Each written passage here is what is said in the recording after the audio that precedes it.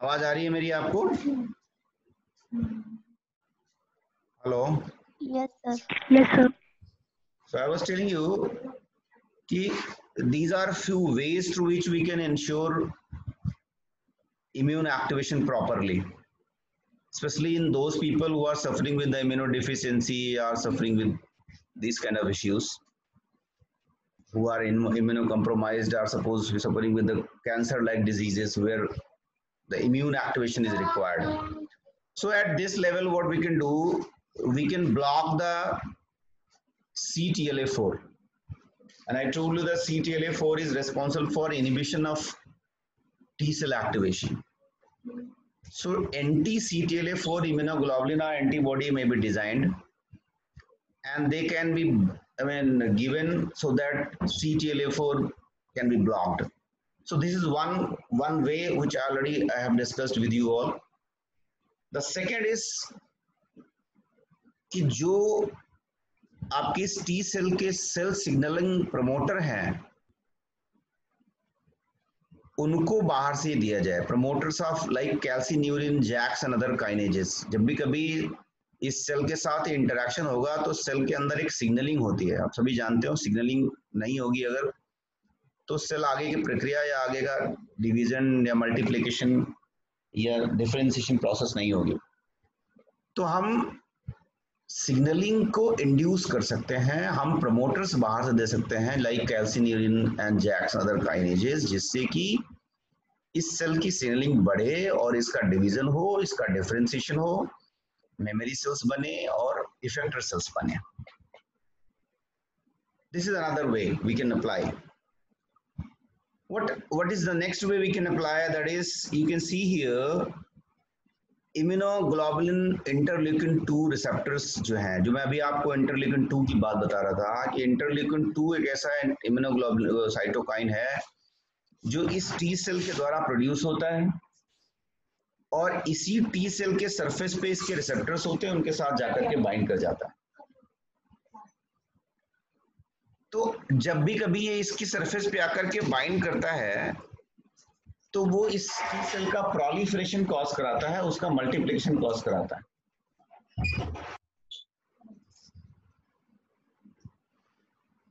Right तो उसके बाद यहां पर 2 मिनट रुक जाओ जरा।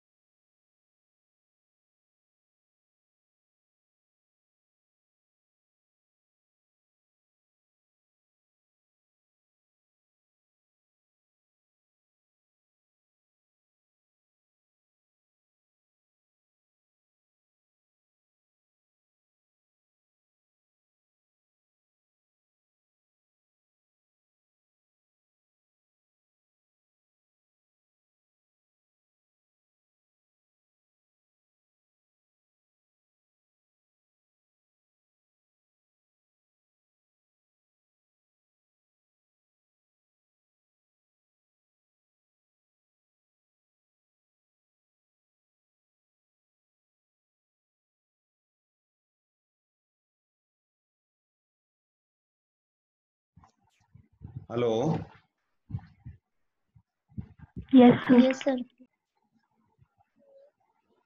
Interleukin 2, that interleukin 2 which is produced by the T cell, that is bind on their own surface receptors, interleukin 2 receptors से वो bind करते हैं, जिससे कि इस टी सेल का प्रोलिफरेशन होता है, उसका मल्टीप्लिकेशन होता है। यहाँ पर हम क्या कर सकते हैं कि we can give pro immunoglobulin. Pro immunoglobulin का मतलब होता है वो इम्यूनोग्लोबुलिन जो इंटरल्यूकिन 2 रिसेप्टर के साथ जाकर के बाइंड करेंगे, but they will not be anti anti मतलब ये इसके कॉम्प्लीमेंट्री तो हैं, लेकिन ये इसको एक्टिवेट करेंगे, they will act like interleukin 2. So either we give interleukin 2 from the outside, or we give the antibody which are mimicking to the interleukin 2. They can bind on these surface receptors and then they can induce the activation of these cells. ठीक है? So ये भी issue हम लोग discuss करेंगे. This is also one way through which we can cause the immunoactivation. The second is कि जैसे ये T cell जब activate होती है तो एक interleukin secrete करती है, that is called interleukin 17. Interleukin 17A, this interleukin is normally responsible for the inflammation process, जिससे कि जब inflammation induce होता है तब प्रोग्राम, मतलब ये कह लीजिए कुछ सेल्स जो या कुछ एंटीजन जो फैलने की कोशिश करते हैं बॉडी में, उनको किल किया जाता है इन्फ्लेमेशन प्रोसेस के through. That is one of the important step of a process of immune system for killing the antigenic cells and protein. तो हम यहाँ पर ये कर सकते हैं कि हम कोशिश करें कि प्रो इंटरल्यूकिन 17A इस तरह के कुछ एंटीबॉडी डिजाइन करें और इंश्योर करें कि हमारी जो बॉडी में इन्फ्लेमेशन की प्रोसेस बढ़े, ठीक है ना, जिससे कि इनकी तरह से बिहेव करे, वो इंटरल्यूकिन 17A की तरह बिहेव करे वो एंटीबॉडी, और जिससे कि इन्फ्लेमेशन प्रोसेस बढ़े और ट्यूमर जैसी बीमारियां खत्म हो. दूसरे इंटरल्यूकिन 12, इंटरल्यूकिन 23 जिसको कि P45 कहा जाता है, ये APCs के द्वारा प्रोड्यूस होते हैं और वो जाकर के टी सेल पे बाइंड करते हैं.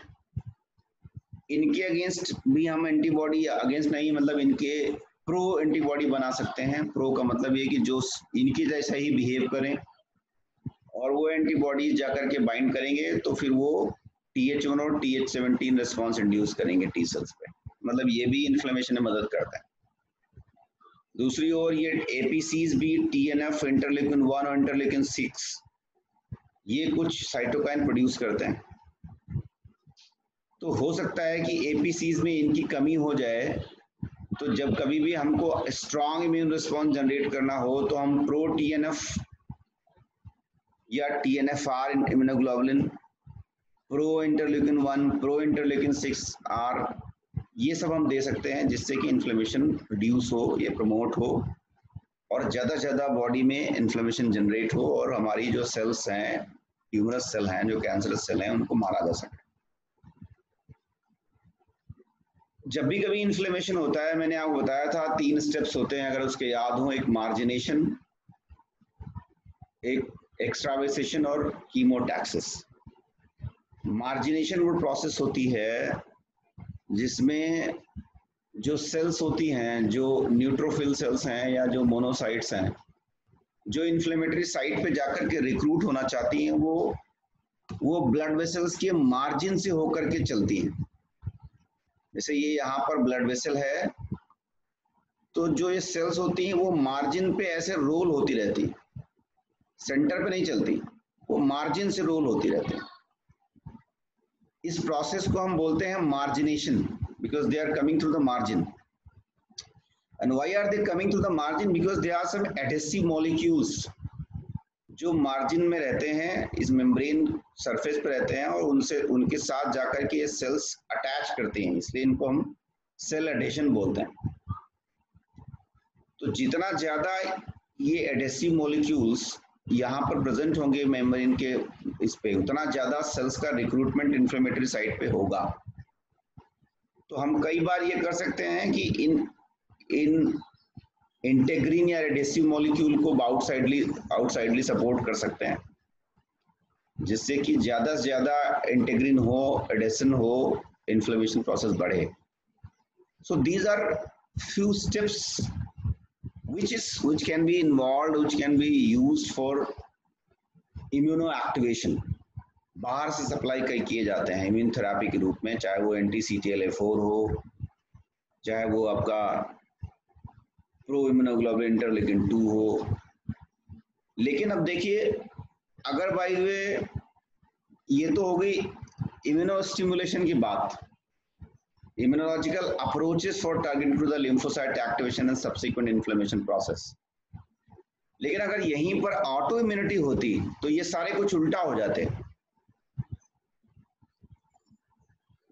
कैसे उल्टा हो जाते कि अगर कोई ऑटो इम्यूनिटी सफर कर रहा हो, हाइपरसेंसिटिव सफर कर रहा हो, तो वहां पर एंटी CTLA4 के बजाय यहां पर क्या दिया जाता, यहां पर एंटी CD28 दिया जाता CTLA4 के बजाय,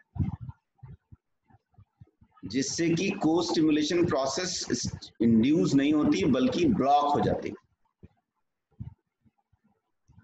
ठीक है, या प्रो CTLA4 दिया था जिससे CTLA4 का एक्सप्रेशन और ज्यादा बढ़ जाए ताकि ब्लॉक हो जाए। जस्ट उल्टा हो जाते बहुत सारी चीजें। यहां पर हम प्रमोटर ना देते बल्कि उसके ब्लॉकर देते जिससे कि वो सिग्नलिंग प्रोसेस ना बढ़े, या हम प्रो इम्यूनोग्लोबिन ना देते बल्कि एंटी इम्यूनोग्लोबिन इंटरल्यूकिन 2 देते जिससे कि टी सेल का प्रोलिफरेशन ब्लॉक हो जाता, प्रोलिफरेशन होता नहीं।